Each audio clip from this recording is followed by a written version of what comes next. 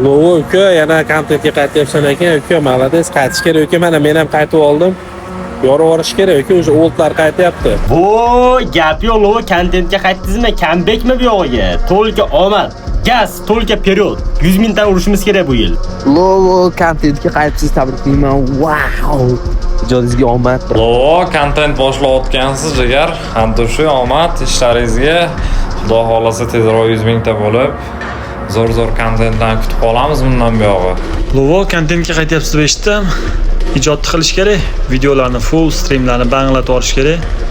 Ijodga qaytsangiz, soqqani bossangiz, chaqirasiz, bir haq berib yuborasiz. Lovo kontentga qaytyapsiz ekan, u blять, bu просто Lovoning o'yinini o'tlab biladi. TDMda ham, klassikada ham oldidan chiqqan любой o'yinni просто otib tashlagan. Просто formangizga qaytib olsangiz bo'ldi. Nu, bilmadim. Kontentga qaytsangiz uncha-munchasini qiynab qo'ysangiz kerak, TDMda ham, klassikada ham. Jigarlar ko'rdinglar, 2023-yil PUBG'dan va kontentdan ketgan edim. Instagram, YouTube'ni har xil bo'lmag'ur chala haypajorlar bosib ketdi.